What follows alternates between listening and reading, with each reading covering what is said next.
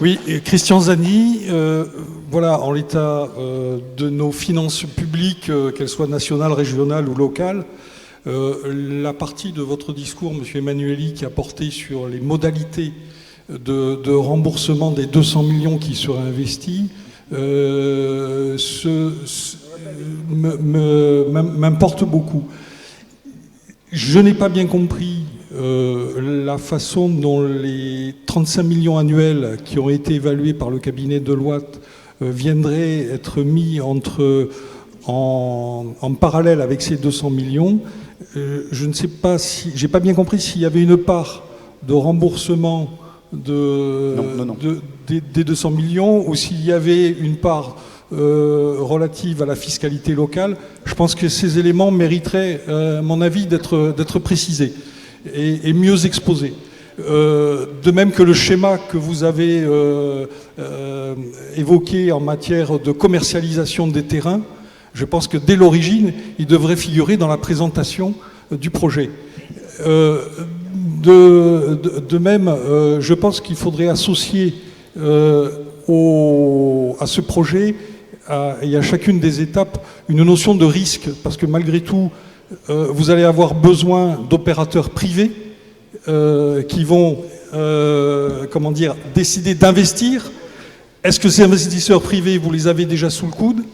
Est-ce que vous en avez plusieurs ? Est-ce qu'ils se battent à la porte de votre investissement pour investir ? Parce que finalement, ce qui importe également, c'est que votre projet réponde à une demande.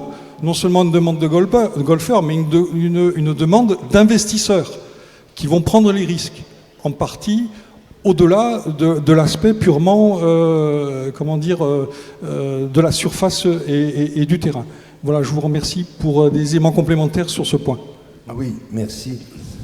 Je voudrais vous dire très gentiment, c'est que heureusement que dans les 30 dernières années, nous n'avons pas attendu que l'offre se présente et que nous l'avons souvent sollicitée. Alors, parfois elle s'est présentée, mais nous l'avons souvent sollicitée, et parfois avec des moyens qui, même après la période trentenaire, ne sont pas avouables.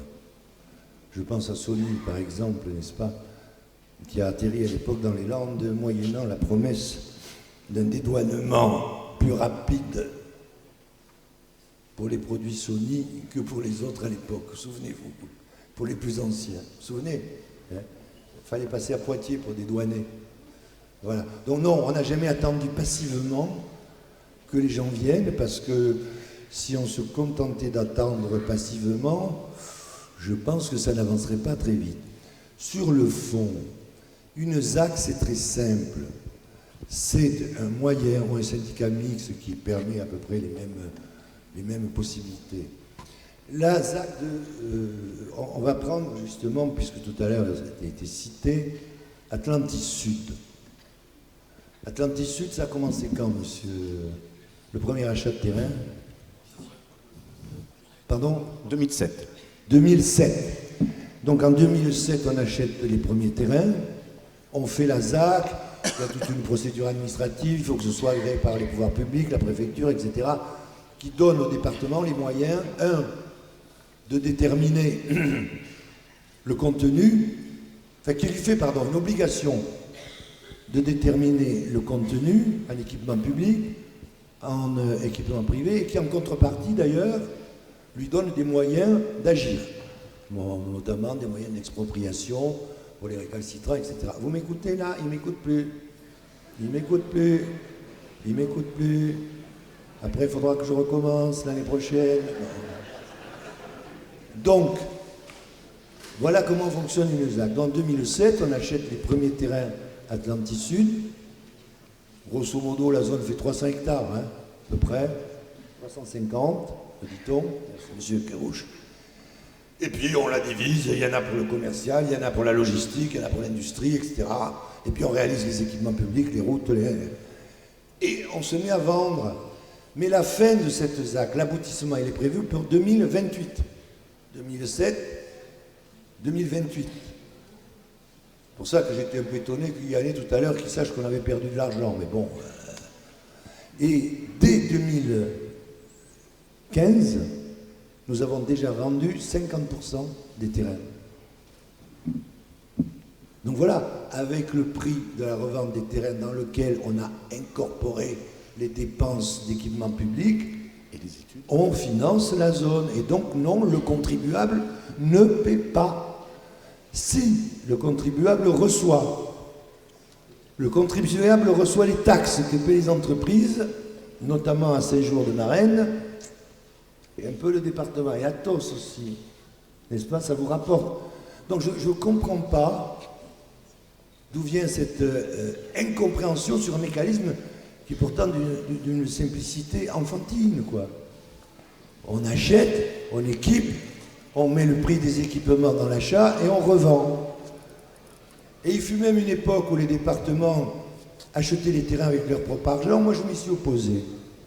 J'ai voulu que ce soit avec des prêts bancaires pour que les intérêts soient aussi dans la charge des actes, de façon à ce qu'il n'y ait pas une prise indirecte, de prise en charge par les contribuables. Mais je voudrais dire ceci pour terminer.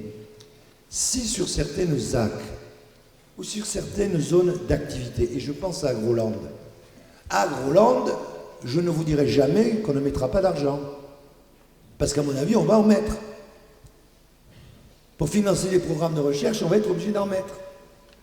Et on va le faire. Enfin, si la majorité le vote. Hein. Et à Agroland, il y a certaines activités d'Agroland qui, par définition, hein, l'agrocampus, c'est pas vendable. Hein.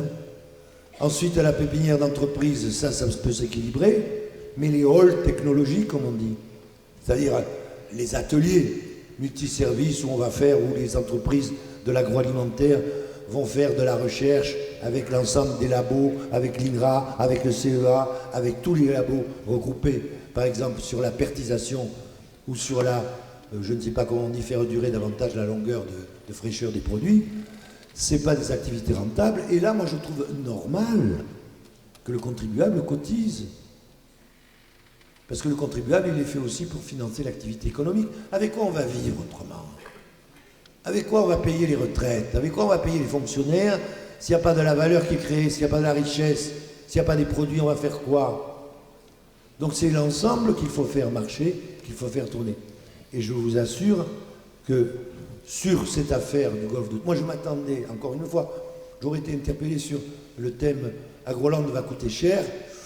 Bon, mais pour revenir à Athos, 200 millions, mais non, 200 millions, c'est le prix que vont payer les gens qui font de l'immobilier.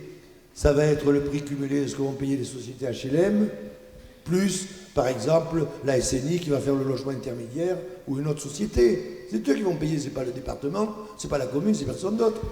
Ce sont les promoteurs qui vont vendre après à des gens qui vont, oui, j'en sais rien d'ailleurs, c'est leur problème, c'est pas le nôtre. C'est 200 millions. Pour ce qui est des équipements publics, ça ne représente que 32 millions. Les golfs, plus l'équipement public. Mais on va le mettre le plus possible dans le prix des terrains. Et puis on va chercher quelques subventions quand même, on n'est pas tout à fait idiot. Il y a un fonds qui vient d'être créé d'1 milliard, M. Dato France nous l'a rappelé. Il se trouve que ce fonds, je le connais un peu. Je pense qu'un des premiers dossiers qu'il va recevoir...